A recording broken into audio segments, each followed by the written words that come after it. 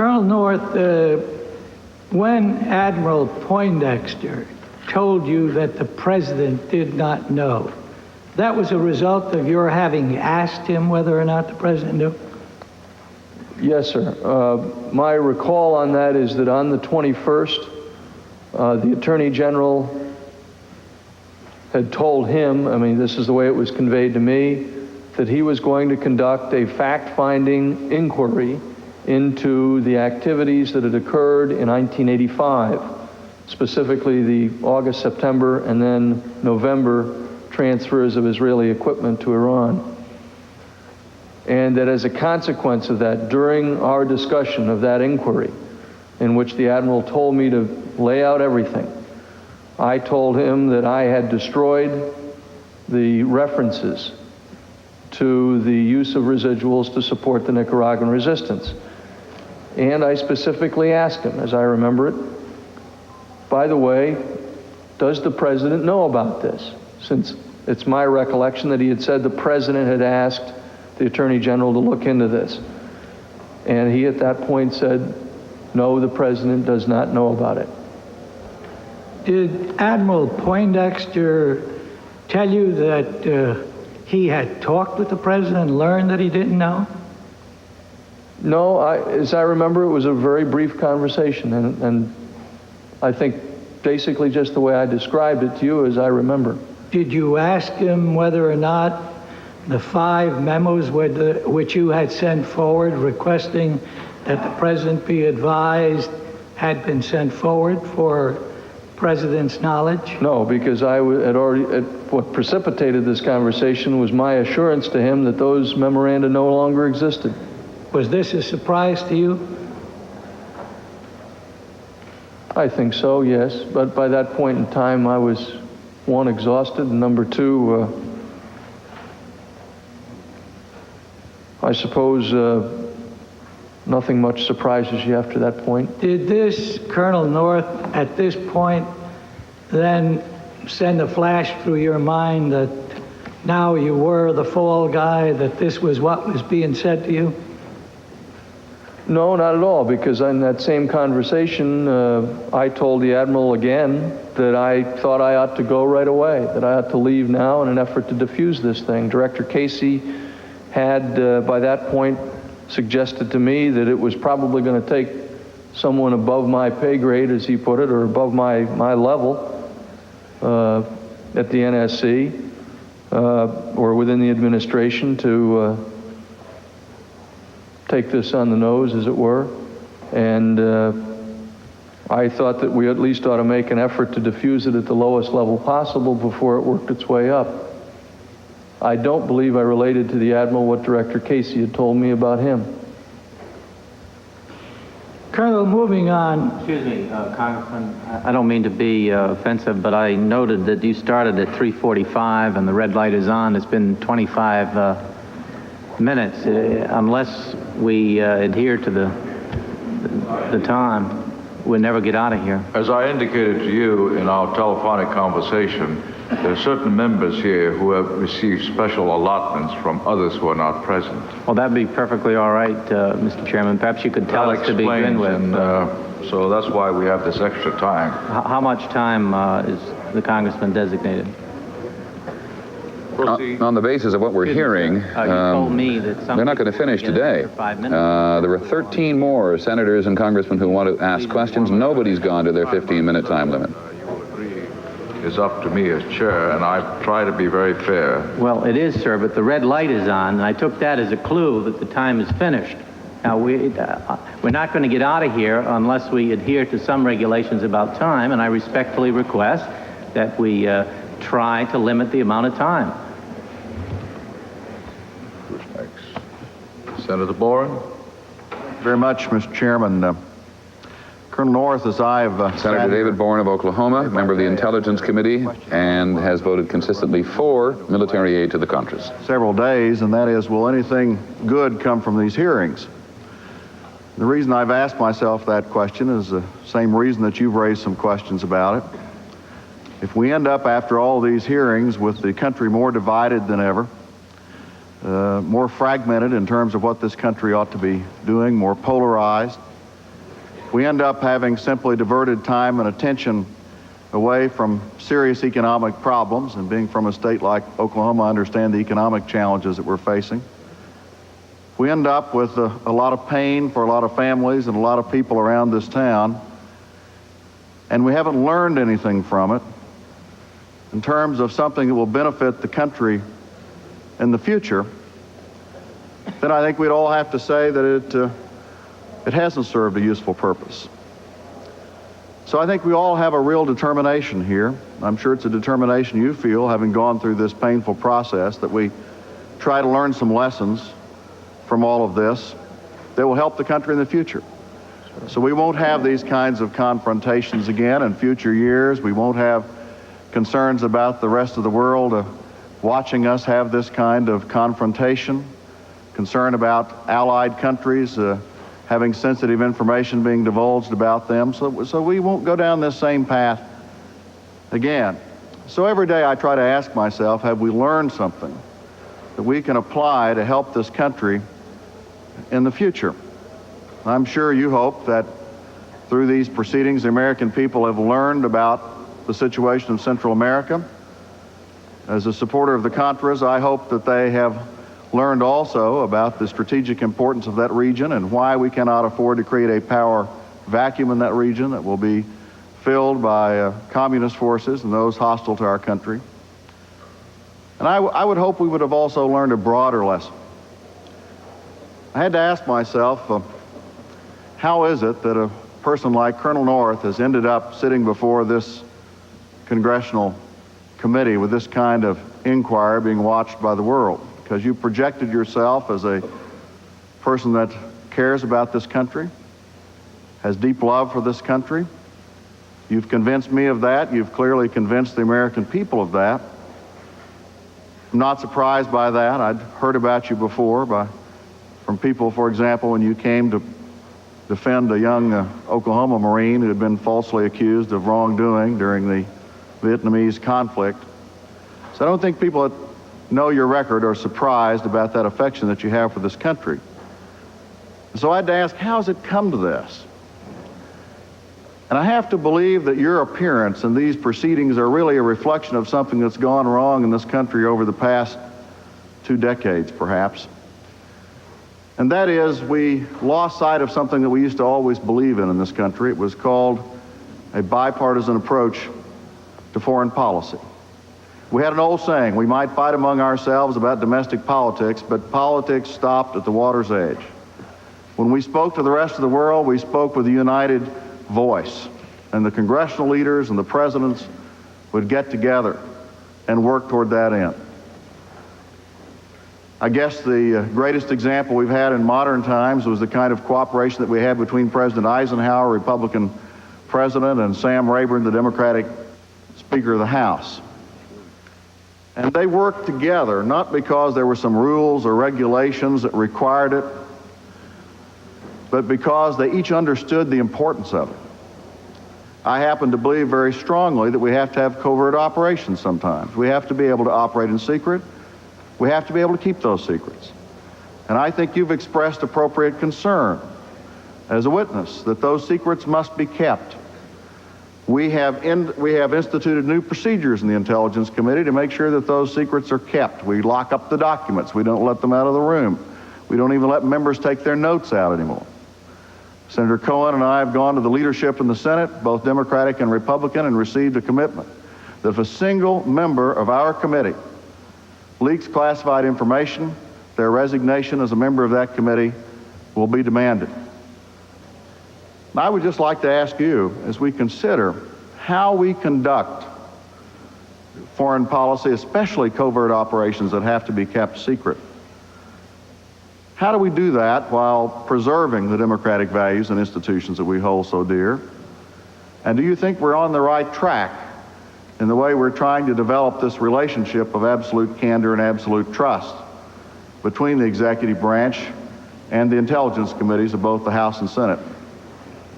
Well, as you've described them, Senator Boren, I agree with the noble objectives, and I think I have testified there too during my 5.5 days here before you. I continue to be concerned at the size of the committees. I think that the larger the group of people involved, the larger the staffs, the more likely it is that we will end up with a compromise. And that certainly, while the provisions of the law allow only the big 8 to be notified, it would be, by my opinion, appropriate that we've got experience in working with the Congress and the executive branch of a joint committee, and you know the one I'm referring to.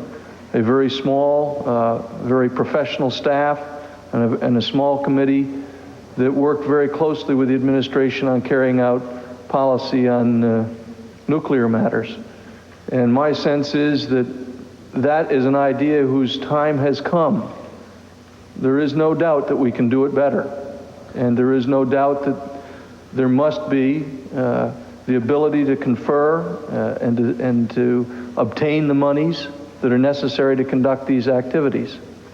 Well, I agree largely with what you've said. I'm not sure I agree with the Joint Committee for this reason, that because of the appropriations process and other responsibilities, my fear is that committee might not have sufficient influence with the committees of the two houses to keep other committees in both houses from again invading the jurisdiction. And we might end up inadvertently with more committees, several committees again asserting jurisdiction. But I think the important thing is we're compartmentalizing our staff so that not even all the members of the staff know about these various operations. They only have a knowledge of 1 or 2 operations on a need-to-know basis. I think the important thing, though, is if we're going to have this bipartisan approach and this partnership in the future, wouldn't you agree, we have to concentrate on this method of consultation and the rebuilding of mutual trust between the two branches of government. I couldn't agree more, Senator. Now, one other item has disturbed me as I've listened, and this perhaps grows out of my experience as a former governor. Occasionally people would call me on the phone when I was governor and they'd say, Governor, we're getting ready to do something because we were told you wanted it done. But I just wanted to clear it with you because it didn't sound quite right, or we wanted to make sure. And sometimes those things that were getting ready to be done by someone in the bureaucracy were not things I wanted done at all. Somebody had simply come to those people and said, the governor wants this done. I didn't even know about it. Now, as I've listened to you, and you've indicated that the president told you on the phone he did not know about the diversion. And you've said, and I believe you, that you sincerely believe that this was an approved policy to use the residuals. The president had approved this policy. Now, if those indeed are the facts, do you have any suggestions for us as to what we could do? Because I think this is an area we need to think about. We've talked, frankly, with the White House about making sure that in the future significant orders are put in writing so that the people who have to carry them out will either hear it directly from the president one-on-one, or that they will be placed in writing so that people out in the bureaucracy won't be able to go around saying the president wants this done and have people carry it out without the president knowing. Here the president's been damaged by this situation. There's a political crisis that's developed over it, and how do we protect future presidents from having that situation develop where people might be going around carrying out things, thinking in all sincerity that the president wanted it done, when in fact the president might not have known?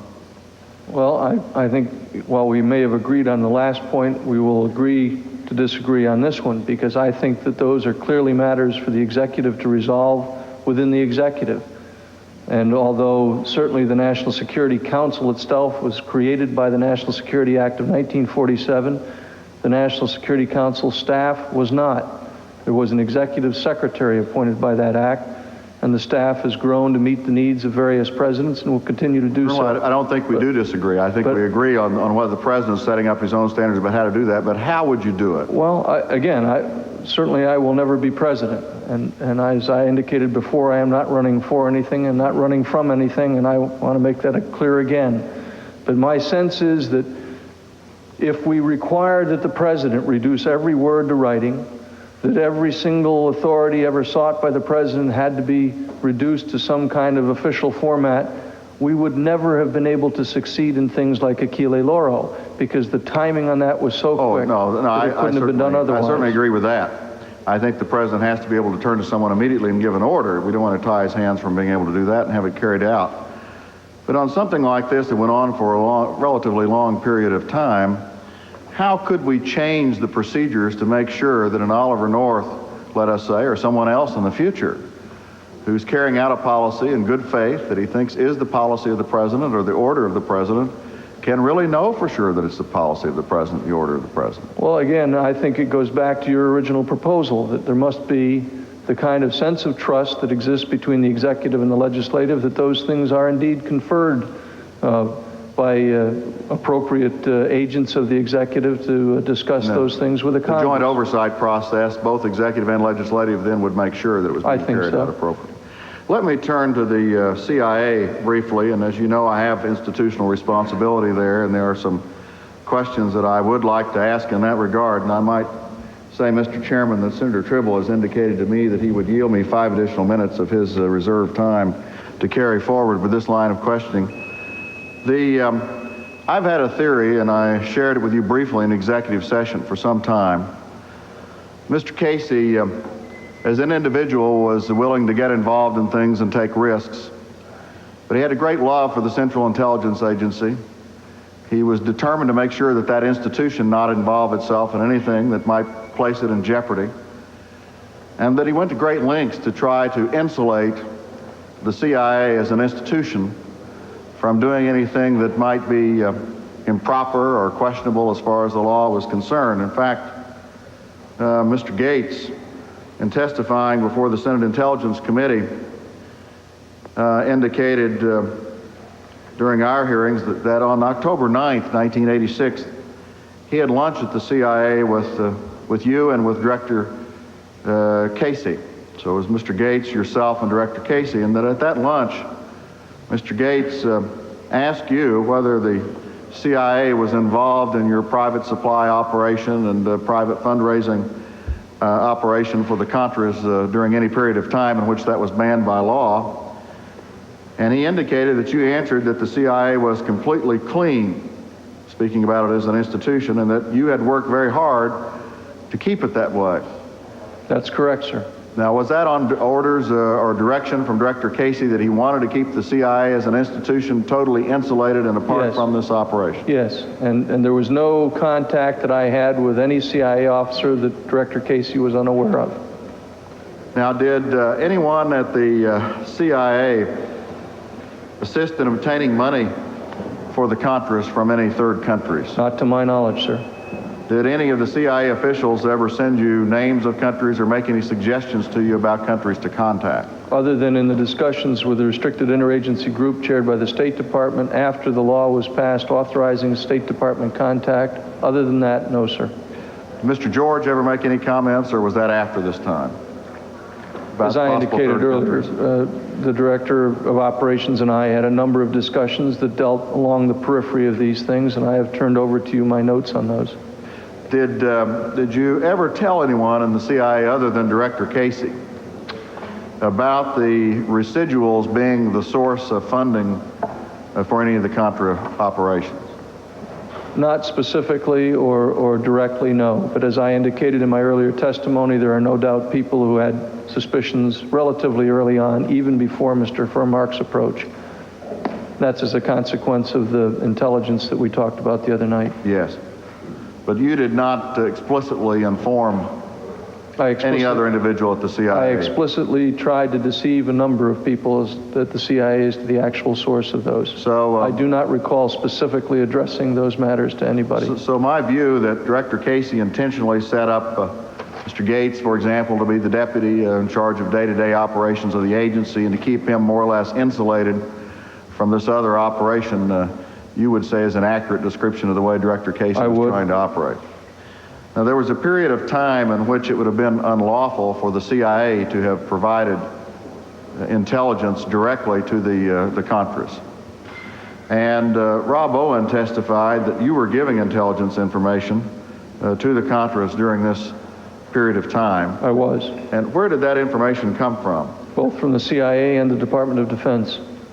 But now, did you tell anyone at the CIA? And of course, it would be perfectly lawful for the CIA to give you intelligence as a member of the National Security Staff. That's why we did it that way. But if they had known that they gave it to you knowing that you were simply going to hand it on to the Contras, then that would have been illegal during that period of time. Again, I'm not trying to Well, let me rephrase it. In fact, Mr. Casey, I believe, Colonel North, if I could rephrase the question, maybe the council's advice would not be relevant. Mr. Casey, as I understand it, told you that he would hope that you would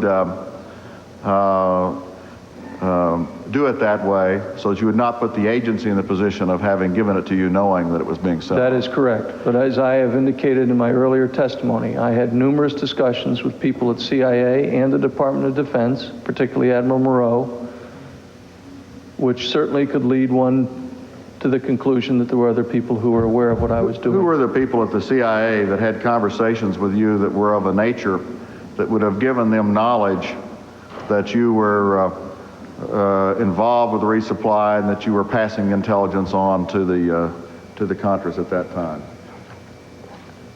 If you could tell us by title rather than by name. Well, those conversations are recorded in the notebooks that I provided to this committee. Was the director of operations, deputy director for operations one? He and I had conversations that are recorded therein. Were there all of those that are recorded in the notebooks are the ones, that's the list as far as you know in terms of those? No, as I indicated earlier and in our discussion the other night in closed testimony, there were discussions with the Central American Task Force chief. There were discussions with the station chief and two station chiefs or their deputies in 2 different Central American countries. Did anyone at headquarters, in regard to those conversations with the chiefs of mission, chief of mission for the CIA in 2 Central American countries, did anyone at headquarters authorize you to make those direct contacts that you made with those individuals? Director Casey. But no one else? No, sir. No one else. Thank you very much. Thank you. Chairman Brooks. The next questioner, Jack Brooks of Texas, 64 years old, been in the Congress since 1952, widely described as crusty and cantankerous, and enjoys being described that way on most I want occasions. to thank you for your testimony before these committees. As you know, I didn't vote to grant you immunity from prosecution because of the general principle. I think government officials should be fully accountable for their actions. You've stated numerous times during the past few days that you didn't think you'd broken any laws, and you may not have.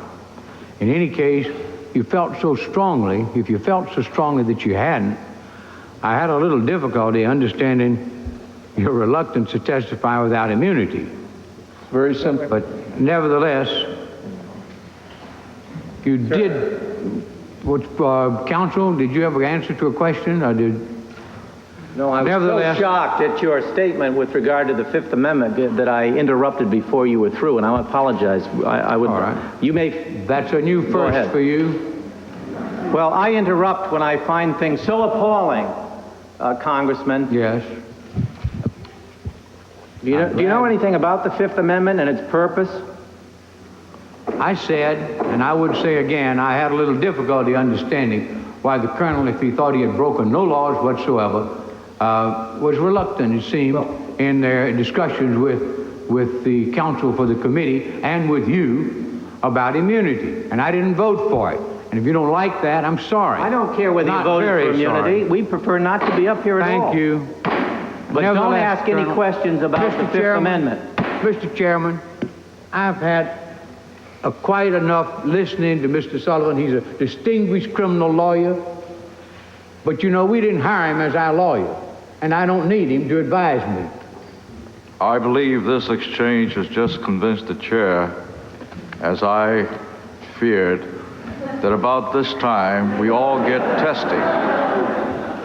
And that being the case, not desiring to present to the people of the United States a distorted picture of what is happening here, I will recommend to my colleagues that after listening to the questioning by Senator Rudman, we recess until tomorrow morning.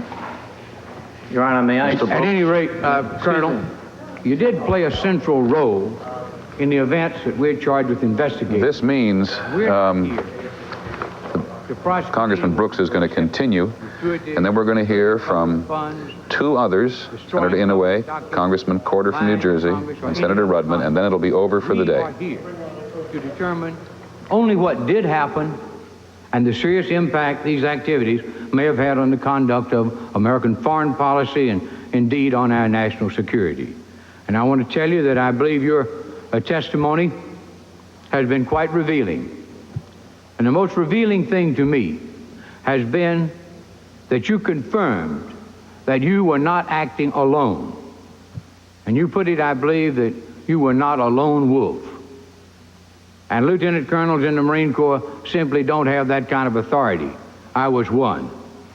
You've testified very persuasively that you had lots of help. And I thought you did. The Defense Department helped, provided the missiles and the Hawk parts, modified the tows to meet the specs. The Department of Justice helped, provided DEA agents, held off the FBI. Department of State helped. Ambassadors were used to facilitate the movement of weapons, construction of clandestine airstrips. And despite what Assistant Secretary Abrams said about not knowing nothing about nothing, he had to be authorized to tell the truth, you recall. It was very clear that you testified that he didn't have to ask. He already knew everything you were doing in Central America. The CIA helped. You testified. You talked to Director Casey several times a week, worked closely with him. The CIA bought the missiles from the DOD, sold them to Iran. CIA operatives assisted in setting up and running the air supply into Nicaragua. And of course, you were not the only one at the National Security Council involved. You testified that everything you did, all of the machinations, the operations, the phone call, the traveling, was supported by your superiors, Mr. McFarland, Admiral Poindexter. Your secretary, Miss Hall, even testified that your travel was authorized by someone higher than you. And you've testified repeatedly that you thought you even had the help of the President of the United States. Now, Colonel North, you've added a great deal to our knowledge about the involvement of a large number of people in these events. Most of these activities could have been carried out by these same people in the normal course of their duties.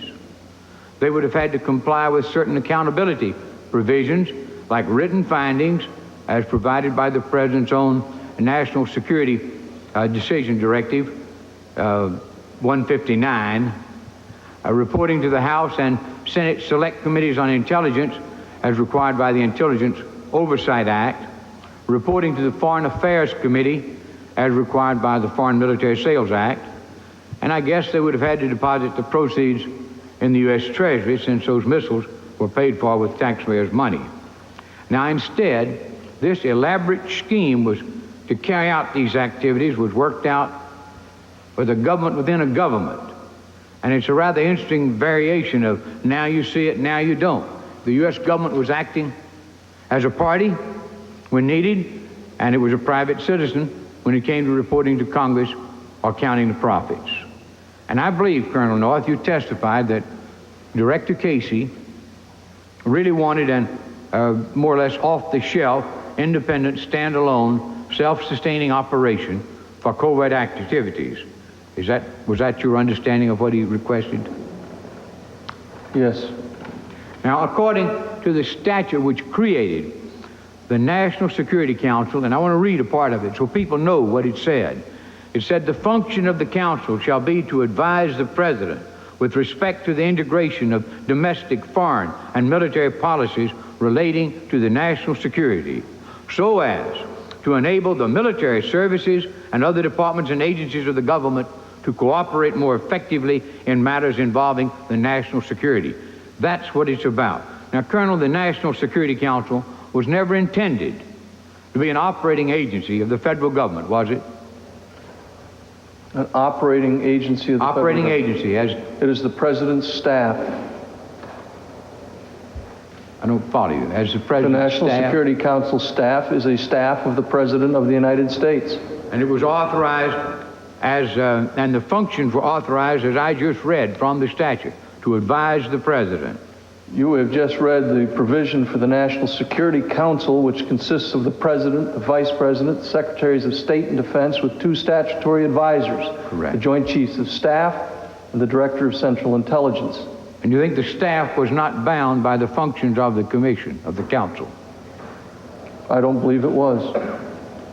Well, notwithstanding your insistence on that, someone must have been pretty nervous because there was a lot of altering and shredding and removal, destruction of official documents. Now, Colonel, are you familiar with the Presidential Records Act of 1978? No, sir.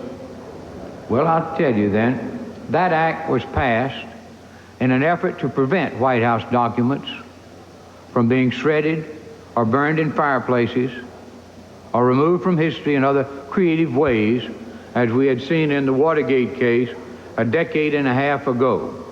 And it provided that documents generated by the President and his staff are the property of the United States government and are not to be disposed of unless certain requirements are met. And that law was intended to prevent the very thing that you did with the support of Admiral Poindexter, I concede. But certainly, the loss of the documents that you shredded has altered our understanding of our nation's history, if not the course of history itself.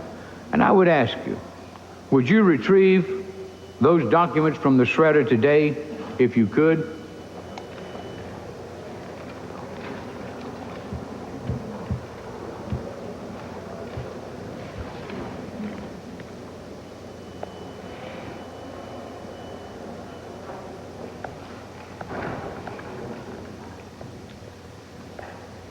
Congressman Brooks, I have testified to the facts as to what I have done, to those who told me to do what I did, to those with whom I was involved throughout.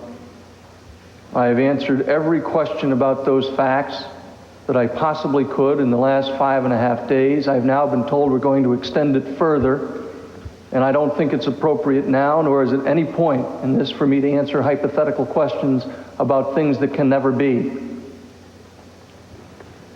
Colonel North, in your work at the NSC, were you not assigned at one time to work on plans for the continuity of government in the event of a major disaster?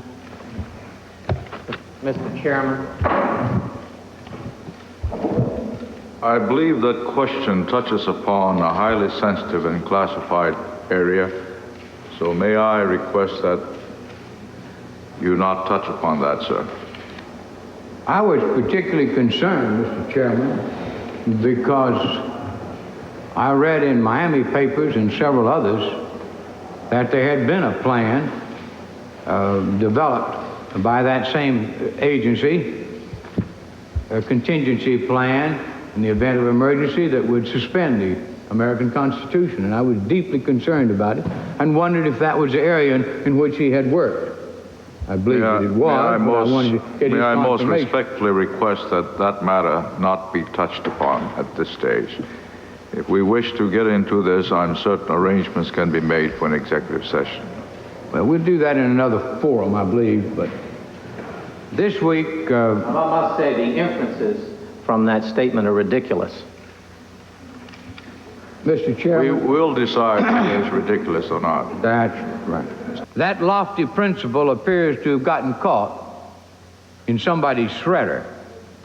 Instead of operating within rules and law, we have been supplying lethal weapons to terrorist nations, trading arms for hostages, involving the U.S. government in military activities in direct contravention of the law, diverting public funds into private pockets and secret unofficial activities, selling access to the president for thousands of dollars, dispensing cash and foreign money orders out of a White House safe, accepting gifts and falsifying papers to cover it up, altering and shredding national security documents, lying to the Congress. Now, I believe that the American people understand that democracy cannot survive that kind of abuse. And I yield back the balance of my time. The chair is pleased to recognize the Vice Chairman of the Senate Select Committee, Senator Rudman. Chairman, thank you very much. And Mr. Chairman, although I understand the Chairman's comment, as one who can be testy at any time of the day, I would like to see if maybe we could demonstrate that even though the hour is late, that we all could maintain civility. I have some, I think, important questions to ask the Colonel, and I would hope, Mr. Chairman, that we might be able to complete this evening for a whole variety of reasons. And I think if we all try hard to stay within our time and prove that the Chairman occasionally can be wrong, but the in a way post 4:30 testiness rule does not prevail, maybe we get through the afternoon. I'll do my best from over here. Thank you, Counsel. Colonel Roth, I'm going to try to ask you some questions which I think your counsel prefers, those which require declarative answers. I would just say parenthetically at the beginning of what I have to say and ask that it's kind of the world turned upside down, that a subordinate takes responsibility for superiors. In the Army I served in the Marine Corps you served in with distinction, and in government generally, superiors are supposed to take responsibility for subordinates. And I must say, the statements out of the White House when this all broke,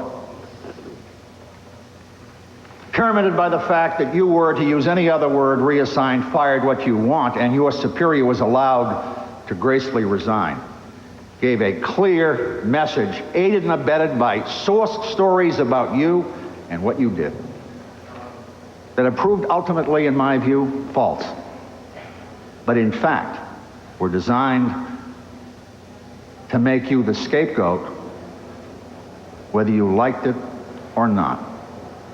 And evidently, it wasn't until you came here a week ago today and testified for the first time that some folks must have finally found out a phrase that you will understand, Colonel. Somebody didn't get the word.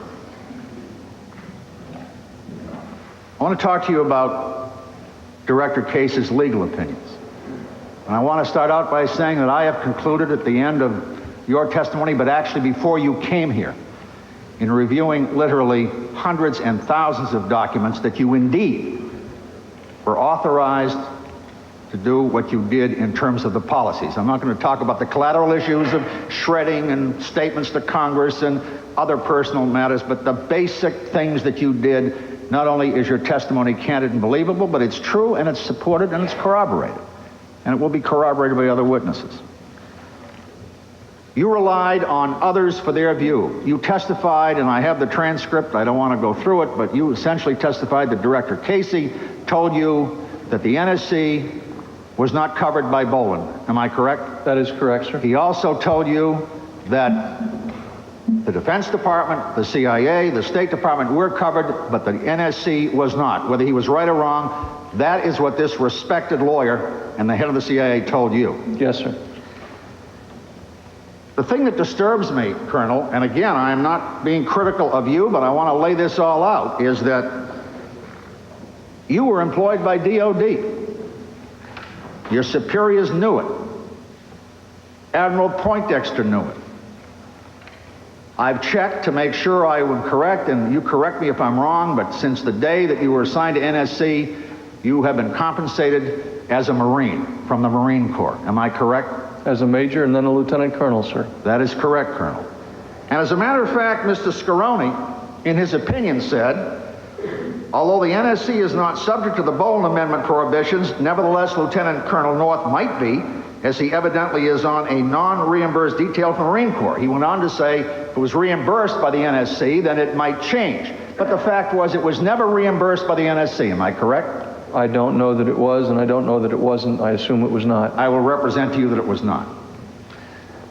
So your superiors took some liberties with the law, because it's my understanding from talking to our staff and from what we know that no one ever said to you, either Poindexter, Casey, McFarland, or anyone else, Colonel, if you want to continue this activity, either you resign from the Marine Corps or we do something else, because you were prohibited by Bowen, and yet they ordered you to do what you did. Is that correct? No, sir. That's not correct. because it did not occur to any of us that my salary, whether I would be paid as a lieutenant colonel in ADAC or whether I was being paid as a lieutenant colonel in the NSC, was covered by that particular proviso.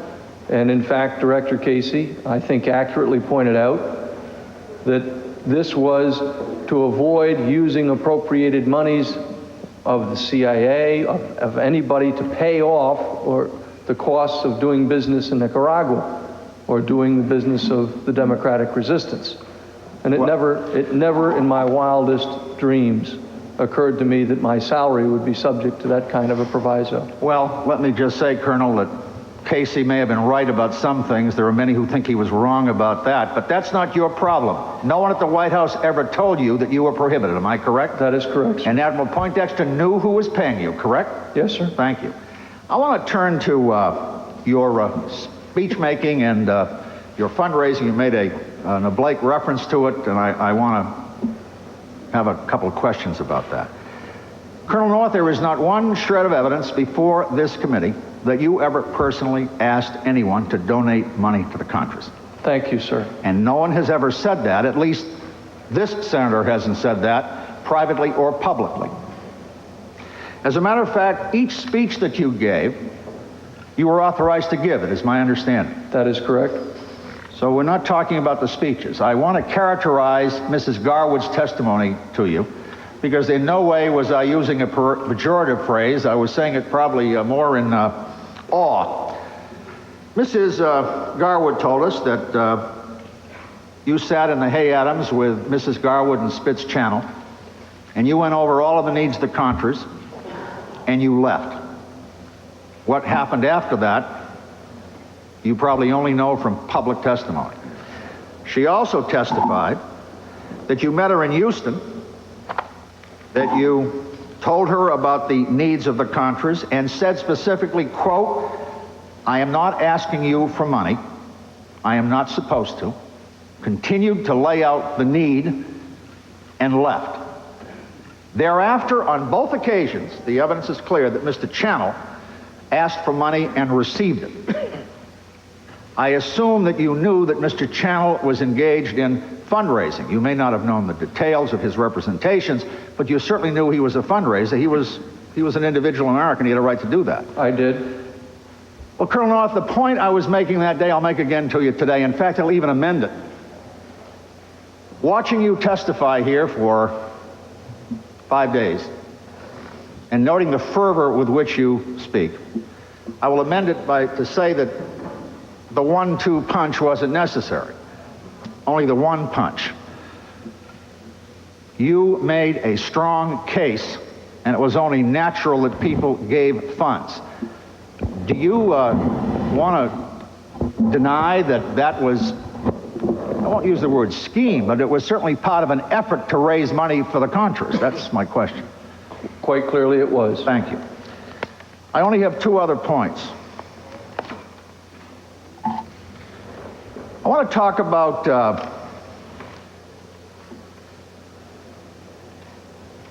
the Dawa prisoners in Kuwait. I've read your testimony very carefully, and as I understand that testimony,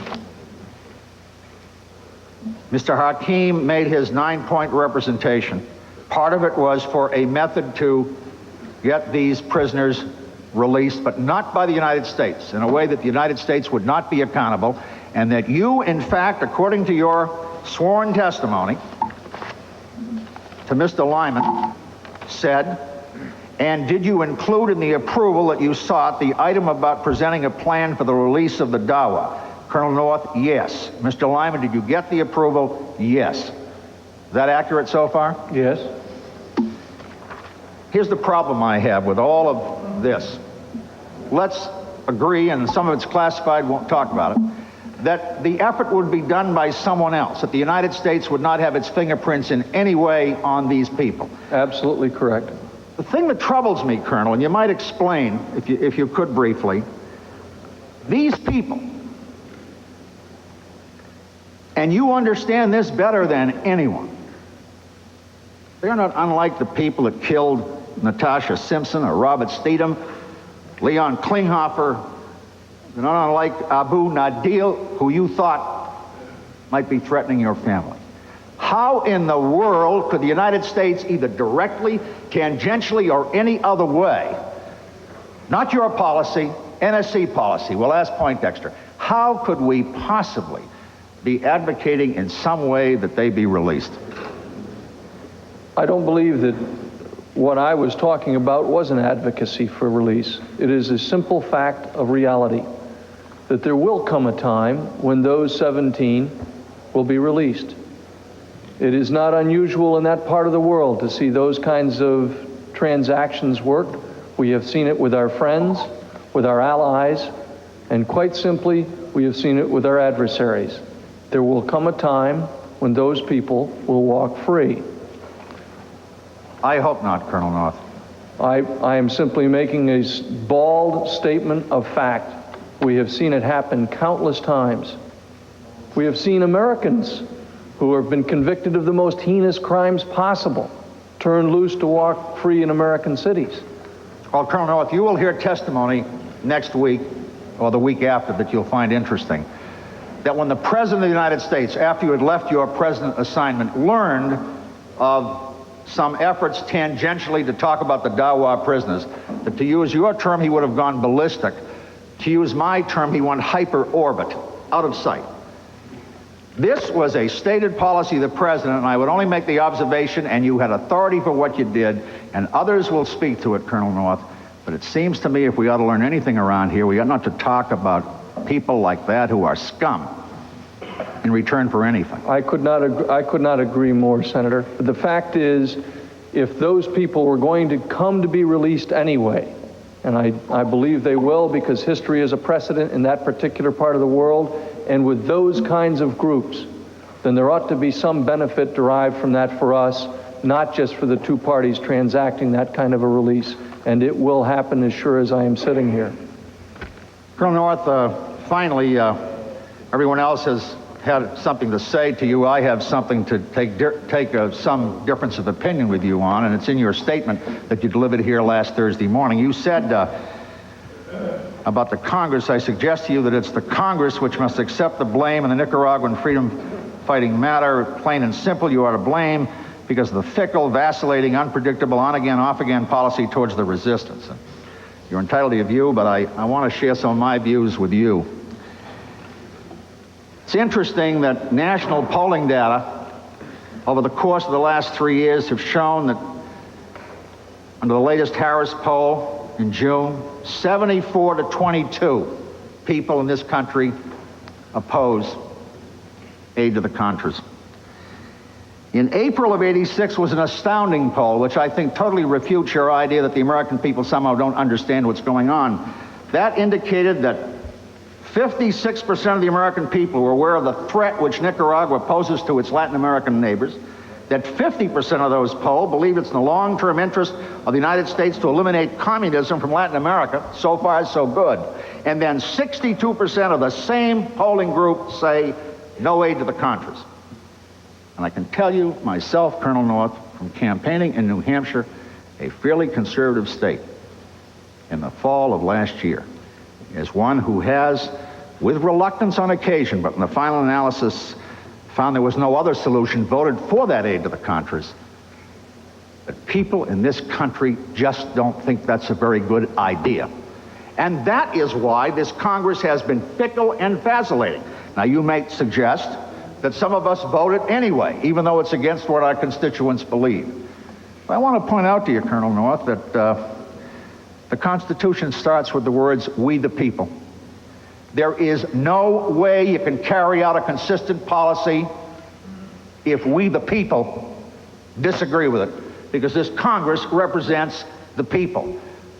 The President of the United States, the greatest communicator probably we've seen in the White House in years, has tried for 8 years and failed. You have tried, and I think probably failed in that. We'll see what the polls show in 2 or 3 weeks. And this relatively obscure senator from New Hampshire has tried with no success at all. You know, Colonel North, I go back to Korea in 1951. We won and then we lost, and we were in a position to win again. And Harry Truman and Dwight Eisenhower, who succeeded him, recognized that although it was a crime to leave the North Korean people to the subjugation of North Korea, we walked away. We could have won that war at that point. We could have liberated the North, and many of us who were there wanted to. But the people didn't. They had had enough of the killing. 550,000 casualties. Lyndon Johnson wrecked his presidency on the shoals of Vietnam. I guess the last thing I want to say to you, Colonel, is that the American people have the constitutional right to be wrong. And what Ronald Reagan thinks, or what Oliver North thinks, or what I think, or what anybody else thinks, makes not a whit if the American people say enough. And that's why this Congress has been fickle and has vacillated. That is correct, but not because the people here necessarily believe differently than you do. But there comes a point that the views of the American people have to be heard. Finally, Colonel, I want to thank you for your testimony. You have been an extraordinarily helpful witness. You have filled in many details that are necessary, and we appreciate that very much. Thank you. The hearing will stand in recess for 10 minutes.